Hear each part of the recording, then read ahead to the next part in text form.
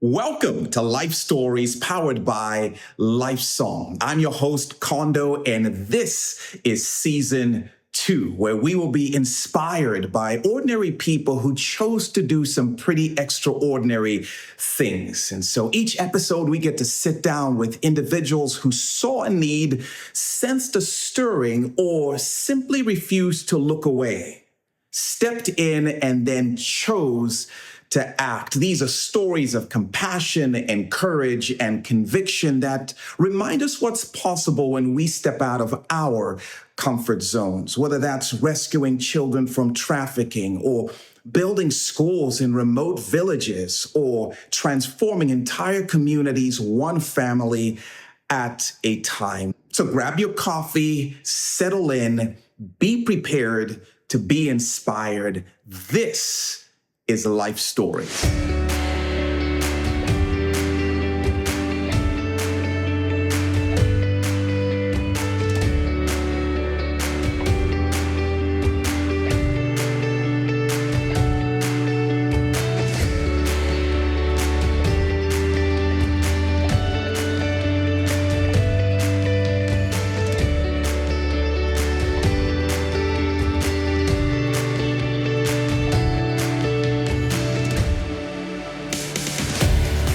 Hey there, everyone. Welcome to Life Stories powered by Lifesong, where we get to do one of our favorite things, which is have conversations with some extraordinary people. Now, they're not extraordinary because they're built differently than you and I, but simply because they said yes to joining God in his passion for serving the vulnerable. And today we have a couple you're going to be glad you sat in and heard from. So Ken and Katie Hauck, welcome. Thank you so much for being part of this conversation. Absolutely. Thanks for having us. Yeah, absolutely. Ever since we've heard you speak, we've been excited for the opportunity to meet you. So this is an honor.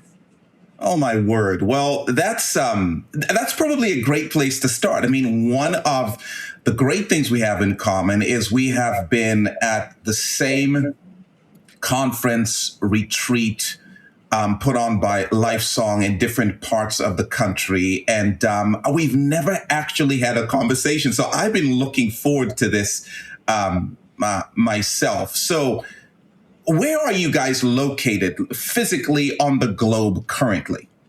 We are in Eastern Tennessee, just outside of Knoxville. We've been here about 8 years. We moved from the Chicago area 8 years ago. Illinois to Tennessee, maybe let's start there. Why? Because I'm sure it wasn't for the football. I say God. Like we knew Illinois was a challenging place to raise our children, and we have lots of them. And we just had prayed for several years about where the Lord wanted us, because we felt it was move out of Tennessee or move out of Illinois. And he led us to this tiny little town in Tennessee that we've never even heard of, and planted us here, which it was just literally trusting him on this journey. And he even is so gracious that almost all of our kids that are grown up and old enough to make their own choices followed us down. And the kids who are married, their family followed us down. And I think we brought like a whole tribe of people. We could make our own town with the number of people that followed us here, which is just so cool. Man, it's amazing how often Lord leads us in unexpected ways to unexpected places.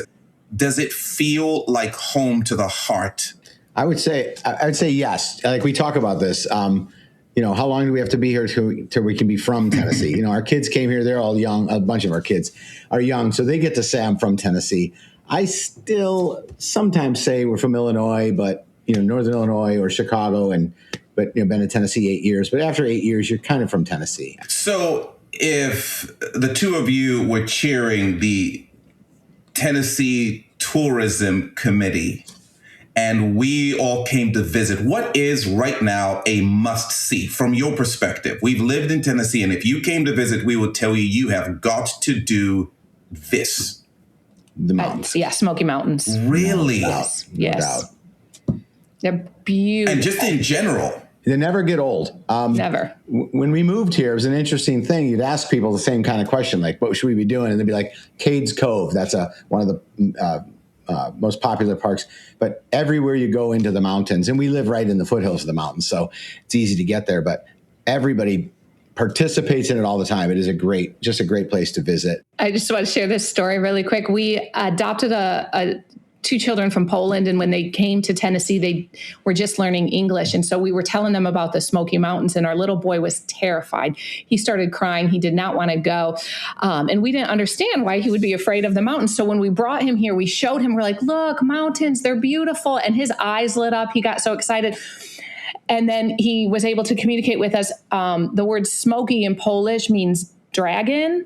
And so the whole time we were talking about it, he thought we were taking him to see dragons. And so now he sees the Smoky Mountains, and they're his favorite thing. Like every time we drive by, his eyes light up. He's like, mountains, Smoky Mountains. That's fantastic. Oh, my word. That is really cool. And also interesting that the two of you say, and we moved to some no-name town or some town we'd never heard of, but it is at the foot of the Smoky Mountains. So just a beautiful place. Amazing. The Hauck family is, how shall we say, unconventional. Yes. The story of the way the Lord brought you all together. And Katie, I've heard you mention that there was probably even a time when telling the story would have been a little bit more challenging, but it isn't anymore. Anything you're willing to share about the makeup of the family? I mean, first of all, how many children do you have altogether? So that's kind of a hard question. Sometimes it depends on the day. Someone will ask Ken and he'll joke, let me call home and find out today what that number is. So this is how I like to explain it. My husband adopted his first wife's son and then had two children with her. I had two children with my first husband. Then we both went through a divorce, met each other, got married, had two children. Then we adopted two children. Then we took custody of two children. And then we had one more that we brought in that isn't legally ours, but we claim her as ours. So if you add those up, it's 12. And I used to be really ashamed to tell people that because there's a lot of brokenness in that story. Not one person came into that story without some brokenness and some trauma. And so I wanted everyone to think we had this picture perfect family, and maybe we just didn't know how we kept having so many children. And he would just start telling people about all of the brokenness. And there was shame in that for me for a long time, until one day I took it to the Lord and he spoke to me and he said, instead of focusing on the shame, what if you focused on the beauty I made from the brokenness? And that just radically changed everything. And now, like, I'm excited to tell people how our family came together, not because it was broken, but because it's so beautiful and unique that only the Lord could have done that and made that. And it is such a blessing, what he's done. That's so stirring to me as a Jesus follower, as a part of his church, which is the most unconventional family. That's right. And on the planet. Like, where did y'all come from? I'm like, oh, let's tell you the brokenness and the different storylines that bring us together in him. That's so beautiful. Sorry, Ken. No, I was going to say, and to add to it, the symbolism that we use for our ministry is what churches use. It's stained glass or broken glass put together to make something beautiful. And so it's kind of the symbol of everything, not just our family, but it is what the church is. It's all these broken pieces put together to create something beautiful. You guys are living such a compelling life. And I think it's worth noting what you both just shared for anyone who may be listening and maybe wrestling with the same thing. You spoke of, Katie, that there is something so broken in our story, or there's something that maybe disqualifies us, or there's something that, from a human perspective seems a little bit unusual. What does life look like for the two of you professionally? Tennessee, Smoky Mountains. What do you all do for a living? Well, the way I collect kids is the way my husband starts businesses. So that's okay. So we real quick story. We're in business. We're in the manufactured home business, mobile home parks in Illinois. And I was in that business, and we would travel to these trade shows, and every other owner that we met at these trade shows lived not where their properties were. And so that kind of helped us. We're like, we don't have to be at the properties every day. We can, create a good team and everything. So we started traveling the country saying, where else could we live? Because we didn't want to live in Illinois, just for raising the kids somewhere else. We traveled. We were actually in Texas at one point, but we ended up in Tennessee, and it's got a great story what brought us to Knoxville area. That's what started it, is just being in business, saying we can be other places. And so that's kind of what... We actually came to Tennessee for the first time for a Lifesong conference. So that was our first time in Nashville, but then the Lord led us outside of Nashville. But yeah, once we moved, that opened up his ability to run more businesses, not from having to be there every day. And so he ran with that. A little bit. That's incredible. But you mentioned, and I know I didn't make this up, you mentioned a barn and animals. I don't necessarily see the correlation between barn animals and mobile home businesses. How did those come into play? Well, we moved to Tennessee. One of our requirements was 10 acres so we could have some animals. Wow. Okay. A couple of sheep or goats or something like that. And so we found a 10-acre parcel. It's a God story by itself. We actually have about 80 acres now. But we ended up building a barn. But back when we first moved here, I traveled back to Illinois quite a bit. And the joke was every time I left, Katie would buy another animal. So we have like a lot of different animals. We have every kind of animal you could have on a farm. And I call it a petting zoo, not actually a farm. It was just all these animals running around. Okay, but I want to clarify. We adopted some kids that have special needs. And so they were really interested in animals. That's their favorite thing. And so we started with some chickens so that they could learn about taking care of chickens and collecting eggs. And then they really wanted to be an entrepreneur like their daddy. So we thought, well, maybe we'll breed pigs. So we tried that. Failed. Maybe we will get sheep and then we can shear them and sell their wool. And so we tried that and failed. So we're not very good farmers, and me and the kids are not really great entrepreneurs. But some of my kids that have struggled to find where they fit in life are phenomenal little farmers who come over here and take care of the animals. And when the vet comes and we have to give them shots or, clean a wound, anything weird, like I have one daughter who thrives in that environment and she loves doing it. And so that's why we just keep going with it, because we found something that some of our kids can be successful at that's outside of some of the things of the world that she may not be successful at. That's beautiful. And also, I cannot tell you why, for some reason, as a dad, as a parent, as a man, even just to hear you tell of, we tried this and it didn't work. So we tried something else and it didn't work. And we tried something else and it didn't work. For somebody who's so often so afraid of failure, I wish I lived in a home in which my parents are like, no, let's try this. No, it didn't work. Let's try something else. Like, that is not the end. The fact that it didn't work. I love the message that's being coded into their fiber, even through that whole, petting zoo experience. That is pretty cool. Okay, and now I'm just curious. Like, so how many kinds of animals do you have? I'm sure not dragons. They're no dragons. Smokies, but okay, no dragons. But right now we have sheep and pigs and goats and chickens and turkeys and cows and ducks and horses and cats and dogs and fish and guinea hens. But I think that's it. Yeah. That's it. Okay. Yeah, I think so. That's fantastic. Oh my word. So go ahead. Sorry. I am a farmer, actually. When you have to buy a hip lifter for your cow and use your tractor to lift the cow off the ground because it's paralyzed after birth, you are a farmer. I'm fully qualified now. Yeah. I just don't know what other word to use from what you are describing. That's amazing. Your family, you mentioned this, shared, you adopted 2 from Poland. A lot of the folks engaging this conversation have some concern about the vulnerable child or stories that are made complete through adoption or foster care. And obviously Lifesong for orphans is, so fueled by the idea of joining God in his passion for serving the most vulnerable. What led? I'm thinking about business owners. There is a lot of reason to be busy and a lot of reason to be comfortable from what you're describing about your life.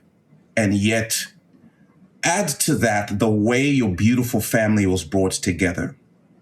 If anyone could have said busy, boy, we want to work towards getting to the place where we get to enjoy all of the fruit of the years and years of labor. It should be the two of you. So I'm curious to know, how did that conversation happen? Because for most people, they would be like, let me advise against this. You want to go? Okay, so let me start by saying that I brought to him the idea of adoption, and he said absolutely not, because his plan was to retire.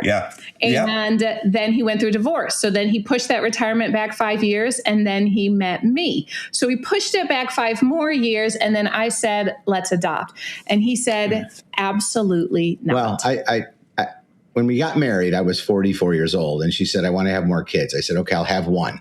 We had twins immediately. So, wow. So we have twins. Now I'm 48, and she says, I really want to adopt. And I said, listen, I'm 48. I'll be, 65 when the kids are in high school. It won't work. And so she said, okay. She said, you can't do it. So she said, can we get involved in orphan ministry? At least I can, have some of my passion for children, be worked through mission work. And I said, sure. So we found Lifesong for Orphans, which was really strange. We looked around the whole country to associate ourselves with, and they're right in Illinois, and like an hour and a half from us. So we drove down and met with them, and started joining their Life in Action trips. And I was still against adoption, but we were invited to the conference in Nashville, and we're just, like I said, we're just supporters of Lifesong, had no intention of adopting. But in that conference, a young man got up. He had been, I believe, in Vietnam. He had been adopted, and he's dedicated his whole life to getting children adopted. And he was a speaker. And I felt so convicted at that moment, because there was 0 reasons for me not to adopt, other than selfish reasons. And so the Holy Spirit, I felt completely convicted. I told her, go ahead and adopt one. And she, of course, adopted 2, but that's okay. I was fully in at that point, and realized that the only thing, there was no reason other than, like what you said, I was comfortable. I was busy, but none of that really matters. A human, everything's, God leaves the 99 for the one, and we can leave what we're doing for that one. And my number one argument was the age thing, right? I'm 48 years old. The 2 kids we adopted are actually the same age as our twins. And so God didn't extend fatherhood for me at all. But so my whole selfishness, when I was sitting there later after we adopted these kids and realized that argument was just gone because we adopted kids, I wasn't extending fatherhood, as my selfish way was. So anyway, that was the piece that got us to there. But what happened is, right before the Lifesong conference, literally that same week, the Lord brought him to the scriptures that talked about your talents and what you do with talent, and revealed to him, what if the talent was not an actual talent? What if it was your time? And you don't know how much you have, and what are you doing? How are you investing that time? And he started thinking, am I going to invest that time retired? Am I going to invest it on a golf course or driving a boat? Or am I going to give my all while I have this time left, because I don't know how much I have here, to plant seeds for investment in the kingdom of God? And so he literally went through that same week. The Lord revealed that to him. And then we went to this conference, and he was like, yes. And so now fatherhood has been expanded for him, because we brought more kids in. But in that moment, God is so gracious that that he still honored the selfishness that he was dealing with because of his yes. And so it's just a cool story about how the Lord works.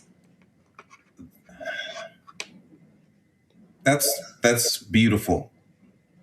This was you all vetting ministries that served the vulnerable child because of your passion Katie, and this for you, Ken, was some kind of like, sure, let's at least do this.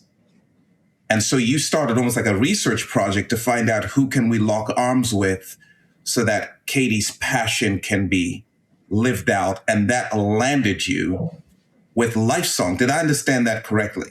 Yeah. Yeah. So the reason, though, and I love to share this, is because he's an entrepreneur. And if it was me, I would move to a third world country and live there and start an orphanage. Like, that would be great for me. But he said, when we started, I'm just going to share, he said, I'm not going to a third world country to paint a fence. Anyone can paint a fence, Katie. So we need to find ministry that we can actually be effective in. That's so good. Yes. So he heard about Lifesong and how they marry businesses with ministry, and how their whole goal is to help these organizations become self-sustaining through creating business. And he was like, that's exactly it. We shouldn't just fund these organizations in other countries. Let's teach them skills, educate them, help them create businesses, and help them become self-sustaining. And that's why it was the perfect fit for us, because I still got to go on my 3 or 4 day vision trips and see all the kids and love on them. And he got to do the business side of it. And it was just like the perfect marriage of ministry. That is such, to me, an embodiment of what makes Lifesong so special, that it is not this either or arbitrary divide we've created. It's both and. And Ken, I love this story because it's such a classic. It's like, we said yes, and then we went to this event in Nashville, and that was actually what got us connected to Tennessee and asked us where we live. And now we live in, it's just a beautiful story of the way God tends to work. How old are your youngest Hauck kids? I know you guys 7. have grandkids right now. 7? Yeah. 7, and the oldest is 42. So yeah, Come on. That's 2 years crazy. ago. 2 years ago, I got a text from my wife and said, can we take a 10-year-old girl in our home temporarily for 2 weeks? And I said, yes. It was over Christmas. Well, then. Can we just pause and say, you said yes? Like, this is not like when you got married. This is, you said, wow, that's beautiful. Okay. So I said, yes, it's just 2 weeks. It's not a big commitment. And the child needs a home over Christmas for a family crisis. And then she texted, well, it turns out there might be a 5-year-old brother also. And so, of course, I already said yes. So it's a yes. So they came for the 2 weeks. And unfortunately, the family situation, it was worse than what we anybody thought. knew. Yeah. And so it just a long story, but it came down to this: the state was going to take the kids into custody. The family that was losing custody still had rights, and simply they were going to split the kids and put them in separate group homes. And there was a lot of trauma. And so the family, said, why can't they stay where they're at? And DCS said, if you're willing to take them.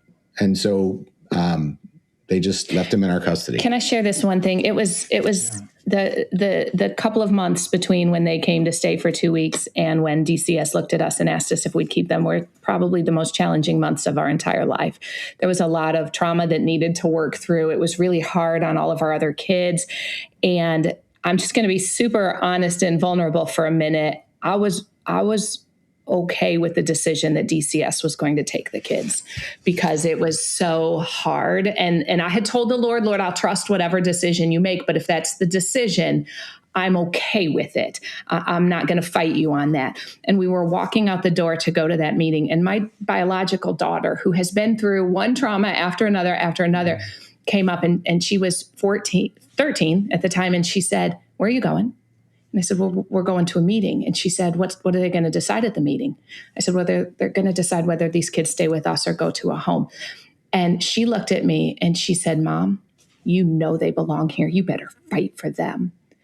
And in that moment, I thought my daughter has more of the love of Christ in her than me because she had been through so much trauma and pain by bringing those kids into the house. Like, you understand, you've brought kids into your home. Yes. Like, it was so hard. I thought my kids would be thankful if that decision was made. And in that moment, I saw the Holy Spirit all over her and I went, okay, then we can do this. That was like the confirmation that I needed that yes, we're willing to do this. And so when DCS looked at us, we immediately said, yes, those kids can stay with us, like despite the challenges. But I'm not sure what I would have said if the Holy Spirit hadn't used my 13-year-old daughter to give me that confirmation and peace.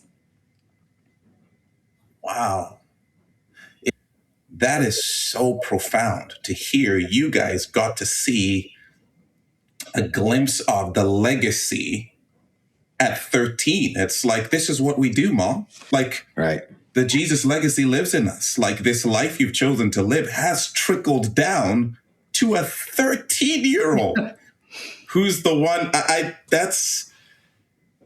We as parents wait to see that. And we're like, I hope one day we get to see it. That explains what you meant earlier when you said, oh man, we took some in, and when we're counting technically, like it's. We do have DCS sued on our behalf, and we have permanent custody. There's no open state case. They're not foster. They're permanently ours. So permanently yours, but their name doesn't change. Correct. No. We chose. Yeah. They asked us to terminate parental rights, but we believe that God's perfect plan would be family restoration. And so we actually got in touch with their biological parents and are trying to help them get the help that they need so that maybe one day there can be some sort of restoration, whatever God creates that to look like based on their age and their situation. We just believe that that's who God is. And so those children are with us permanently as long as they need to be. They will always be part of our family, but we're hoping maybe one day that their biological parents will also be a part of this big family. Wow. Thank you, by the way, for sharing these pieces of your story. And for anyone listening, I hope what's happening in them is the same thing that's, happening in me. And it's just humbling to hear you say, yeah, they're permanently ours until such a time as maybe they're not, which is legitimately every single parent. Like, yeah, Lord, they are ours until such a time as you call them to the next season of their lives. And for you guys, the timeline just doesn't have that when they turn 18. Why, though? Was that a conversation between the two of you to get to the place where you say, man, let's pursue God's heart for restoration with their biological side? Because that's difficult to do.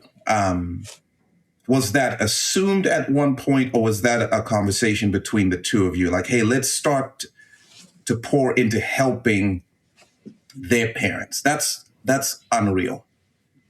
It was a fight with God for a while, if I'm being honest. Mm-hmm. I felt like the Lord told me to reach out to all of my kids' biological parents.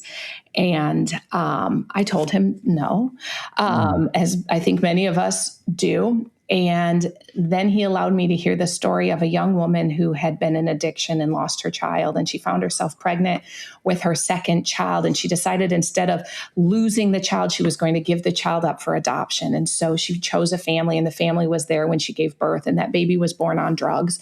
And the doctors whisked it away to put it on a morphine drip. And she could hear the doctors talking about what a horrible mother she was and this poor child, which is all true, right?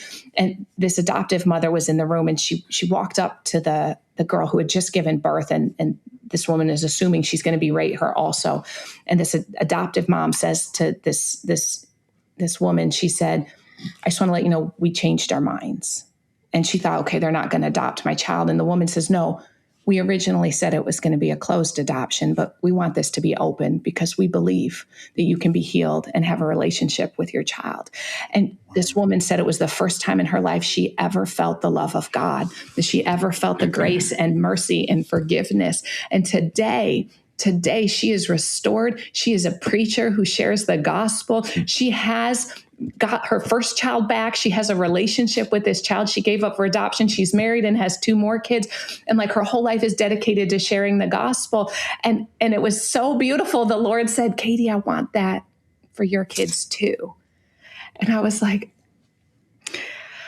okay, all right, God, let's do this. So it was not an easy decision. It's not that Katie is awesome and Katie is great and Katie does all these wonderful things. No, Katie fights God every step of the way, but the Lord is persistent and he reveals to me his heart more and more every time I seek him. And the more that I reveal his heart, the more that I just want to please him.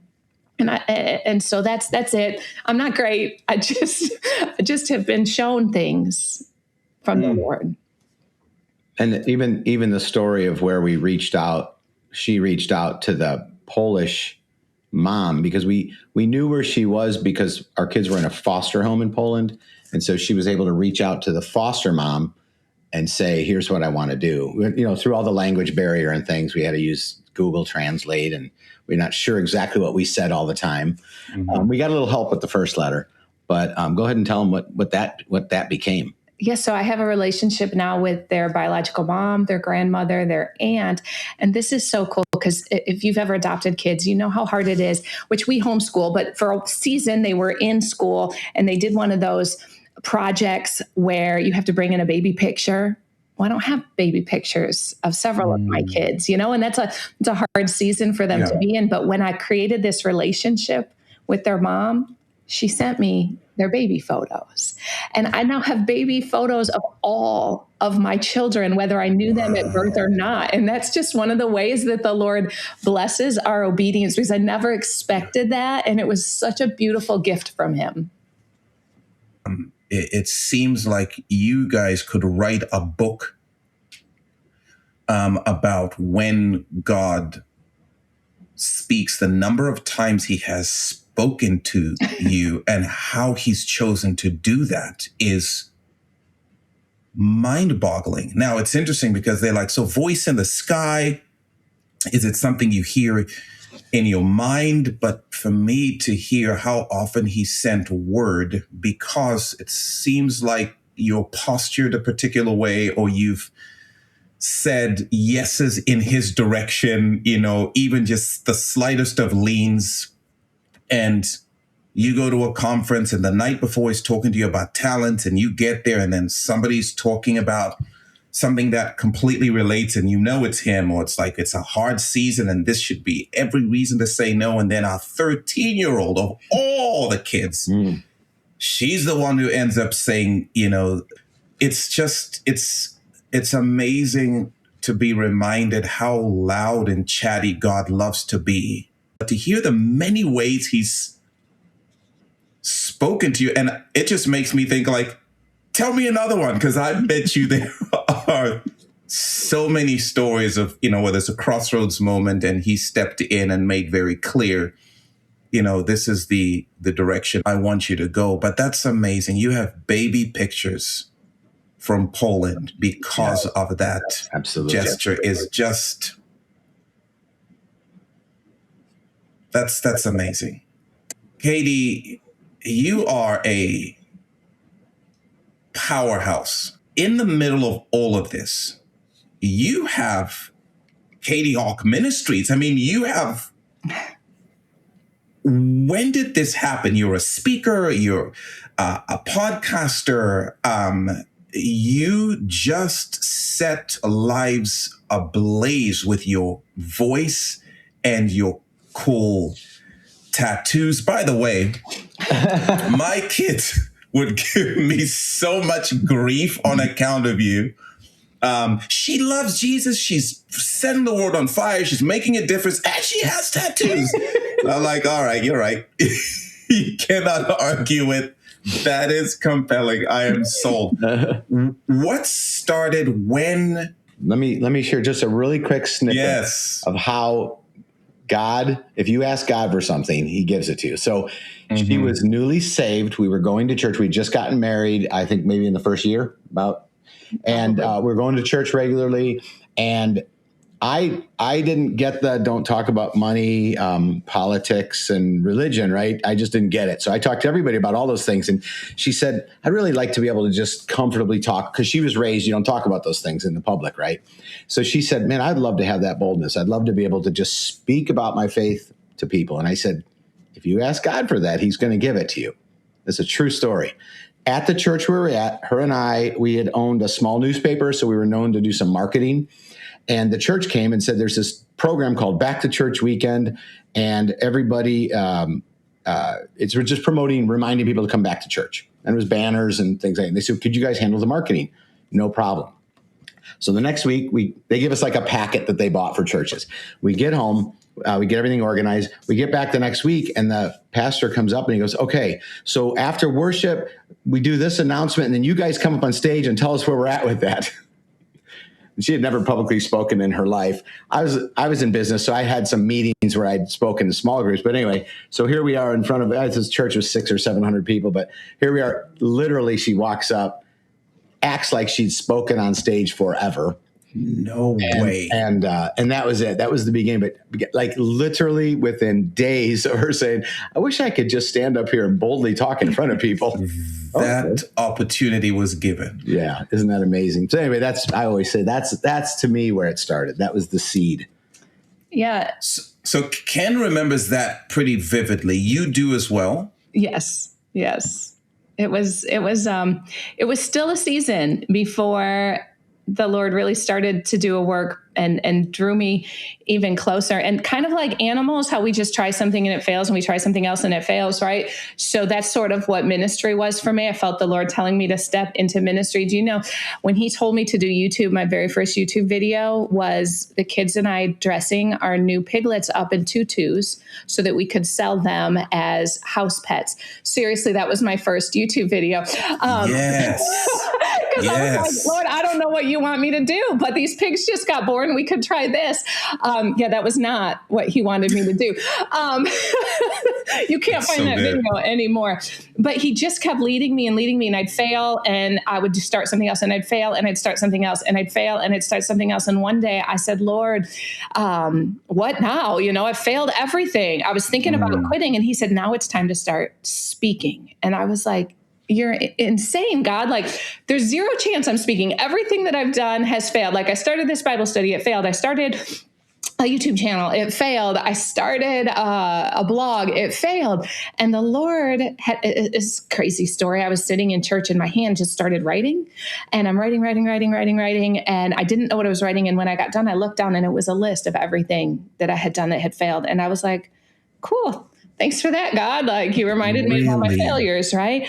And he said, Katie, what you don't understand is I promise to work all things together for the good of those who love me, according to my purpose. So that time you started a Bible study, I was teaching you how to study my word. And that time you started a podcast, I was teaching you how to formate what you were trying to say. And that time that you started a class, I was teaching you how to speak, right? That when you started a YouTube channel, I was teaching you how to share your faith. I used each and every one of your so-called failures to get you where I wanted you so that you could glorify me, because I have a plan for your life.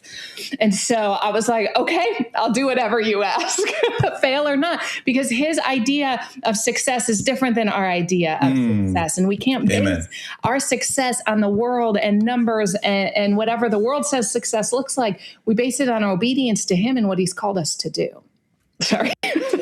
No, are you kidding? I'm like, oh man, I don't know what just happened. This is just not a conversation anymore. This is church. That is so good. And again, for anyone who's tuning in, this is so significant to hear. You weren't failing. I was just preparing you. I'm like, what? That's, and even to think, by the way, about the physical picture with your kids and the farm, like, they're not failing. They're just learning and growing, and, it'll all,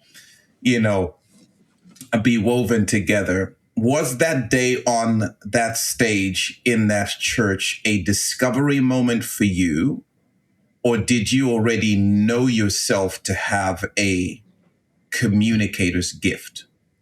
I did not know. I don't think it was discovery. Yeah. Here's what was incredible. That was a very small thing. And I started speaking at very small churches. And then one day we're at a church that's very large, thousands of people. And my pastor comes to me 3 weeks before Mother's Day and says, I'd like you to give the Mother's Day message. And he doesn't just invite people to speak on his stage. And I was like, Lord, what am I going to do? Right. I'm like, God, like, I can't speak. I can't give a message. Thousands of people are going to be listening. Like, I can't do this. And as soon as I said, I can't do this, the Lord said, good, because I have. And he actually revealed to me 7 years prior, I had started writing a book, totally inspired, and then thought it failed and never finished the book. And he brought that to my mind. I got the book out. It was the most perfect Mother's Day message. So I sent it to my pastor. He's like, it's perfect. So 3 weeks later, I get on stage, I'm shaking. I feel like I'm going to throw up. And I decided, you know what, Lord, I may fail. As long as your words come out of my mouth, that's what matters here, because you have the power, whether I look bad or look good. And so I got on stage and I spoke the Mother's Day message. And what happened was, and hear me out, because this is going to sound a little prideful. It's not. I started having people come up to me like 4 weeks. People today, 3 years later, still talk about that message. I had young people, old people, single people, different like races of people, different genders of people, everyone talking about how moved they were. I thought I was talking to some moms. Everyone moved. And instead, while it could have made me prideful, the Lord humbled me so much in that, because I knew beyond a shadow of a doubt, Katie Hauck could not write a message that was powerful for all of those people. There's zero chance. It could only be the power of the Holy Spirit. And that was my biggest discovery, was like, Katie, you can't do anything. All gifts are from him. And when he's in it, he doesn't even need us to be good. He just needs us to be obedient and walk in the calling that he has for us. And this was clearly the calling that he placed in front of me. In my obedience, his power was shown. And it's just humbled me to the point that I have never since then thought, well, I'm going to do this. Katie Hauck can write this. Katie Hauck can do this. Every time I'm like, Lord, I can't do this without you. I know that I can't. I've tried and it doesn't work. So I need you. And that's where I think he needs us to be in our walk, no matter what gift he has on our life. When we get to a point where we know that we need him, that's when he can shine and do what he wants to do. Amen. And you have by the way, maybe we should link this message. I mean, it would be fun to, if you're okay with it, for folks to get to hear what was born out of, I thought I'd failed a book, but again, it was just a preparation thing. And then he brought it back in its time, as he tends to do, making all things beautiful in their time. And oh my word, nothing about that sounds arrogant. It sounds affirming, which I needed in my gifts, especially a gift like that one. It is mortifying. It is terrifying. And to have folks come and say, man, you need to hear that the Lord used you. Okay, so Ken, what's the deal with the books? Like, are you guys writing? So technically, yes. I have one book that came out and another book that will be released next week, but not about our lives necessarily, though I weave a little bit of my story into it, but it's really a recovery-based book. We're getting it into correctional facilities for inmates who are recovering. That's the main goal. However, I think it would help any Christian that needed to recover from anything, even shame or fear or codependency. Well, she started serving at Celebrate Recovery a few years ago. Mm-hmm. And it's a very large Celebrate Recovery, like 300 people plus a week.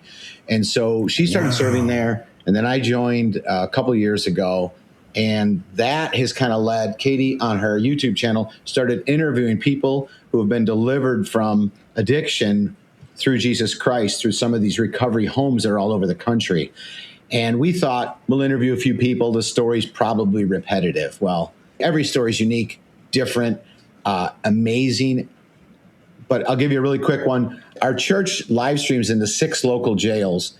And our church agreed to let us put some of her interview podcast style videos like this, where she's interviewing people who've been through recovery, putting their story into the jail. And a guy wrote a letter and he's like, I'm 55 years old. I saw this story of a certain person was on that interview. And he's like, I had no hope. I have no family, no friends, no one in my life. I didn't even care if I'm up for parole. And he said, but I read these stories and I realize I have life left. And would you help me get into one of these programs? And I believe we turned it over to the program. They pursued it. He came up for parole a year later. But all of a sudden we realized these things are giving people hope, probably like what you're doing with this podcast. Man, people's testimony gives hope to others. And, God took that jail ministry and put it on. It's through an inmate. An inmate got out of jail, came, saw us at church, and, hey, do you know about this app? And all of a sudden we've partnered with God Behind Bars. And now her ministry is in like 1 million tablets inside like 800 prisons across the whole country. And so now we have a jail letter writing ministry that started because we get about 5 to 10 letters a day. I'm failing a little bit at that right now too, but you know what? It's okay. So if you'd like to write letters to inmates, give us a call. That's really a branch of this ministry. Yes. It is now, yes. I'm so thankful for you guys. And I feel this sense of, I can't believe I've missed out on all of your story and what God is doing. One of the freedoms that I gained in my life, being in business, it's competition. It's just part of business. And I started reading about Paul, and he said, to run the race. And I started to understand, like, we're not running against other people. This is our individual race. We're to run to the end. Yes. And Katie has a saying, she goes, I don't want to get to the gates of heaven well rested. Like, it's not a retirement in there. I'm in a race that God has given me these gifts, talents, things. And so what we do in our life isn't to be, really don't need to compare to other people's lives. Just, what we did is because we said yes to God, and we just encourage other people to just say yes. You'd be amazed. Like, he really takes care of it. Thank you guys for sharing this, this time with all of us. And thank you for the ways in which you exemplify saying yes to God on a daily basis. And I trust that everyone listening is incredibly encouraged and inspired by you. And again, can't encourage everyone enough. Katie Hauck Ministries to see some of what God is doing in and through the Hawks. And thank you guys. Thank you. I look forward to hopefully seeing you guys in person. Amen. All right. Thank you guys. If you come to Knoxville, we got a tiny home on our farm you can stay in. Oh, I do. I have dreams of petting animals. All right. Thank you guys. Thank you. All right.